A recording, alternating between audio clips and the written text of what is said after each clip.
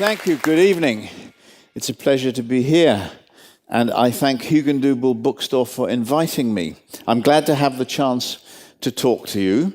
And I hope we can have a two-way conversation because I'm interested to hear what you have to say. So I'm going to talk for a few minutes, and then I'm going to invite you to ask me any questions. And I will do my best to answer them. I quickly discovered two writers who were to be important to me for at least half a century afterwards. And one of them was Shakespeare. Even though I was only 12 years old, I read Shakespeare's plays for the stories.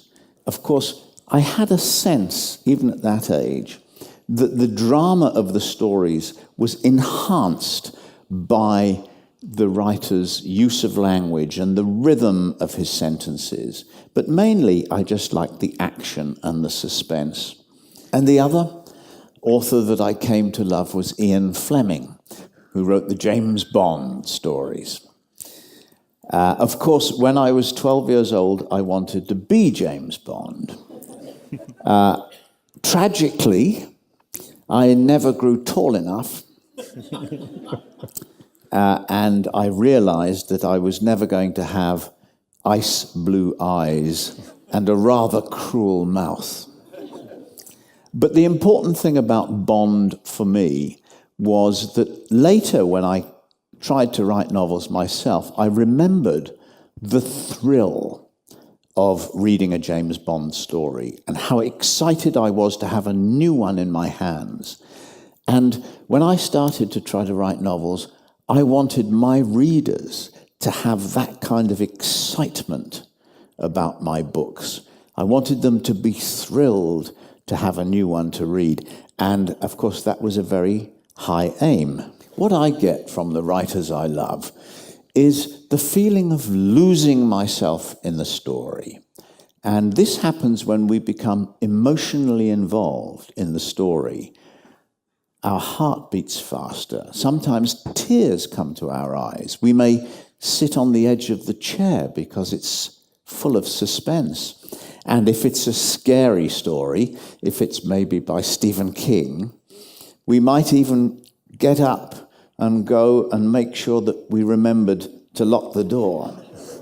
We have feelings about the story, even though, of course, we know that it was made up by somebody. I know Stephen King, and he's a very nice chap.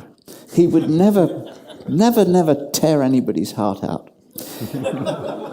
But even though I know all about that, and I can imagine Steve sitting at his keyboard making this stuff up, when I read it, I'm terrified.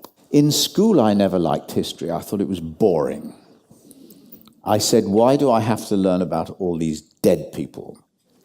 But later in life, of course, I discovered its fascination. And that's how I started on the road that I've followed now for 40 years, which is to take fictional characters and place them in the middle of a tremendous historical crisis. And A Column of Fire is another novel in that mold. And it's about religious freedom. In the 16th century, most people believed that there was one true religion, and anybody who followed a different religion should be burned to death. Of course, they all had different ideas about which was the true religion, but they all pretty much agreed about the burning to death part. And now, if you'd like to ask me anything about the book or about anything else within reason, I will do my best to answer your questions. I plan in advance, in great detail. So with A Column of Fire, before I wrote chapter 1, I spent a year doing research and planning the story. So before I begin writing it, I know what happens in every chapter. I know how it begins and how it ends. And I've visited many of the places that appear in the story. I do a little more research during the writing, but most of it is done at the beginning.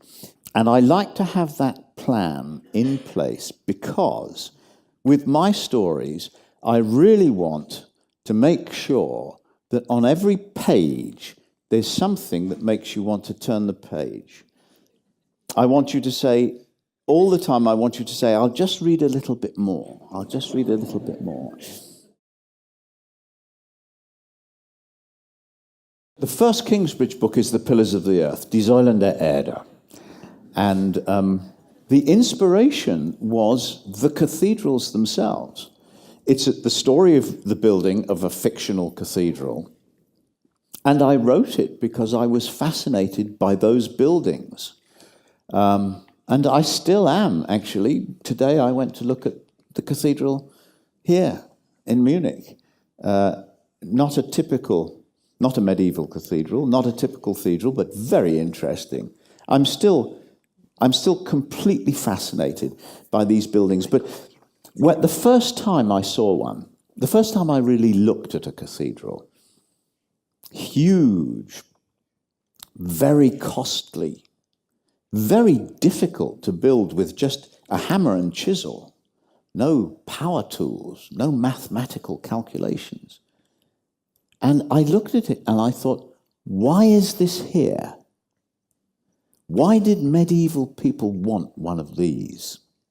And it took me a long time to figure out the answer, and the answer is so complicated that I had to write a 1,000-page book to explain it. Well, first of all, I would ask a question. Do you read a lot? And if the answer is no, I would say give up now. As I said in my talk, every writer I've ever met is a voracious reader and has been for many years, and that's how you learn most of what you need to know. When you're reading a book, a novel, if you find a mistake in the novel, it pops you out of the novel, doesn't it? You immediately think, aha, the author's made a mistake. And I never want you to start thinking about the author. The only thing that really counts in a novel is the emotions that the reader has.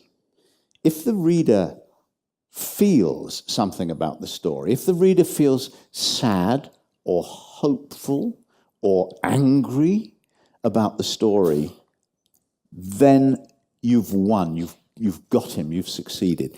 And if the reader doesn't feel any emotions about your story, then it doesn't matter how clever the story is, and it doesn't matter how well written it is, how topical it might be. Nothing matters unless you make reader feel things.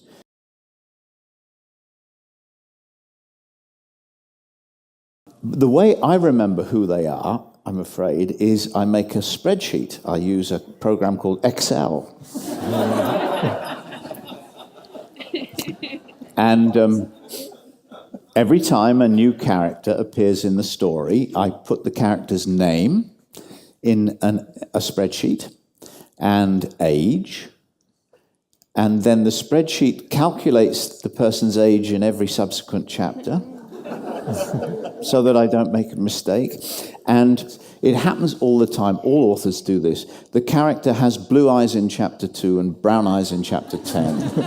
and we forget, but you notice. So I have those ways to remind myself of what I was intending to do right from the start.